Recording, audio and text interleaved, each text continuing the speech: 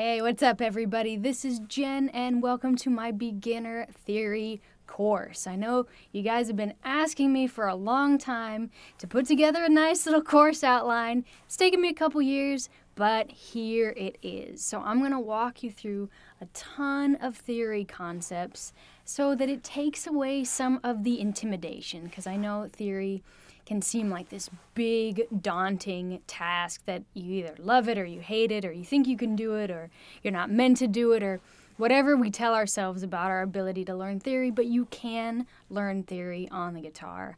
And I want to show you how to do that because I think it's important. Not that you need theory to be a good player, because there are thousands and thousands of amazing players that don't know theory, and that's totally fine. But it can help in your understanding of this music language, and it can help you to be able to talk to other musicians or convey ideas in a different way. Again, you don't need it to be a good player, but it's nice to just have the option if you want it. So the first thing, we're starting from the ground zero here, just bottom level, is we got to talk about memorizing the string names. So it's important that not only you know the numbers, but also the note names attached to the strings, because that is going to come into play when we start learning the fretboard and building chords. So first thing, we're going to start here with the string closest to your face, and that's our E string, but it's our 6th string. So an easy way to remember that is your thickest string is the biggest number. So 6, this is E. Then 5th string, A. 4th string, D. 3rd string, G. 2nd string, B. And last we have 1st string, E. So you have 6, 5, 4, 3, 2, 1. Or E, A, D, G, B, E.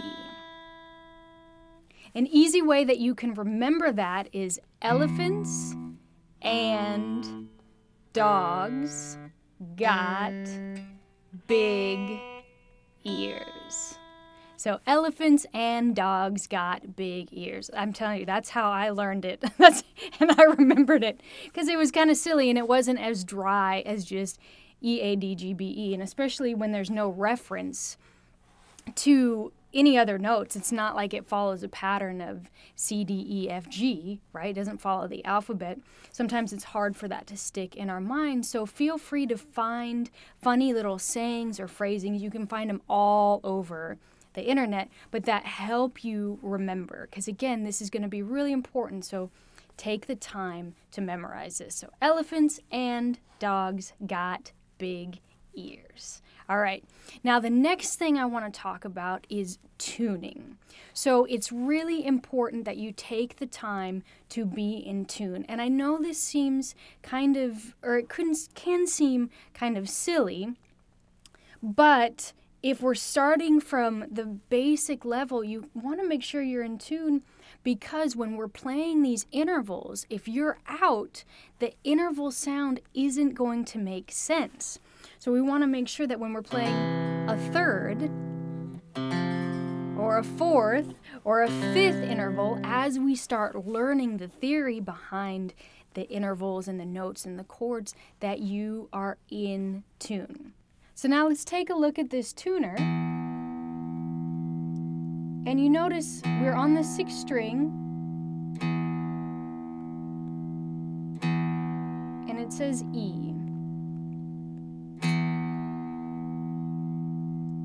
We want to get that as close to the center as we can. Now, some strings are going to bounce a little more than others, but it's close to the center, and this is where it's important that you know the string names, because that's telling you E.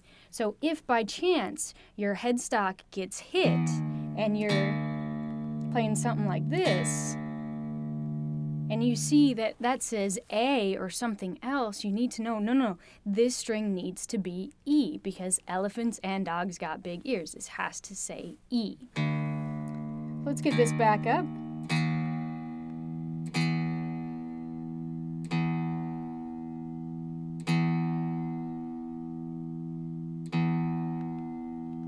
Now, E2 is just the octave that it's in, and that plays more into if you know about the piano, but just know 2 is a lower octave, so that makes sense, and that this is our low E string.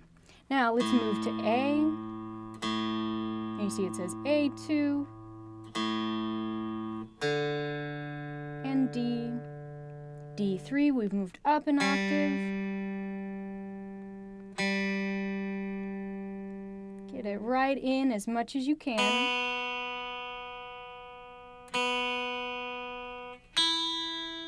That was B, and this is E. So you see, it's really important that you reference the string names so that you make sure that you're tuning to the proper standard tuning of the guitar. Now remember, you can tune to lots of different notes, but standard tuning is E, A, D, G, B, E. And the last thing that I want to talk to you about is how the guitar is actually tuned. Now, some of these words might not make sense at this point, but it's okay. I just want you to memorize it, and then we're going to talk about it in a future lesson. So the guitar is tuned in perfect fourths, except for between the G and the B string. That's a major third. So between E and A is a perfect fourth. A and D is a perfect fourth. D and G is a perfect fourth.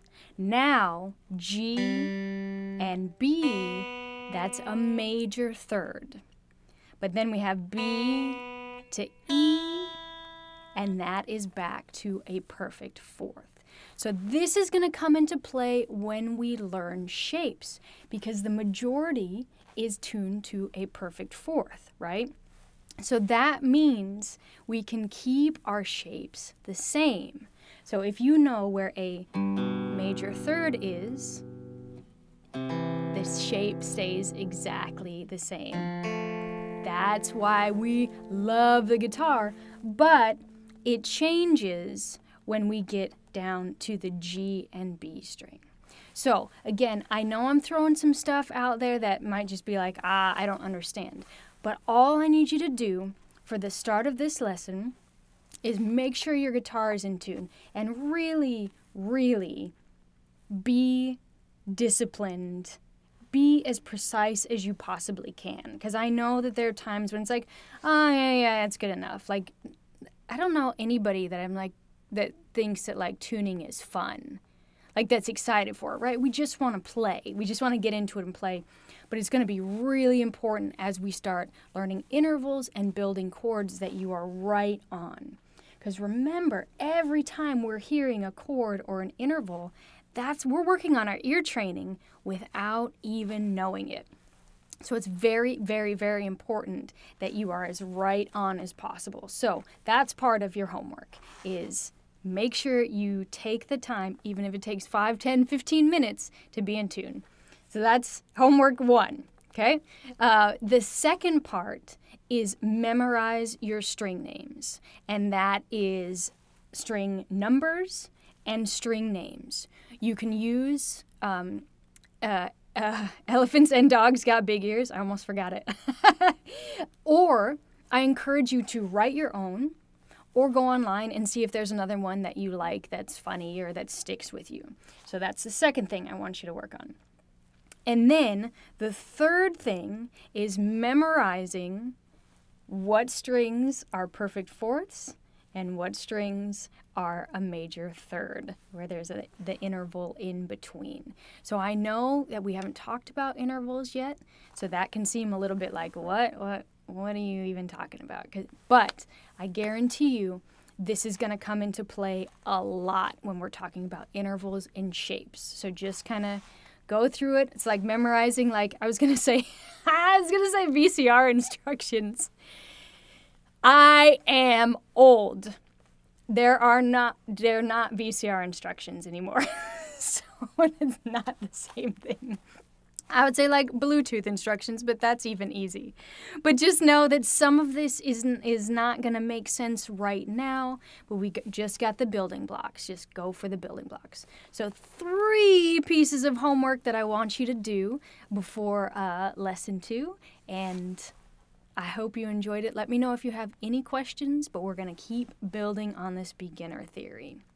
So the last thing is thank you to my patrons who have supported this video and many, many, many, many, many other videos over the past several years. I would not be able to do any videos, let alone start thinking about like courses if it wasn't for them. So thank you so much to my patrons.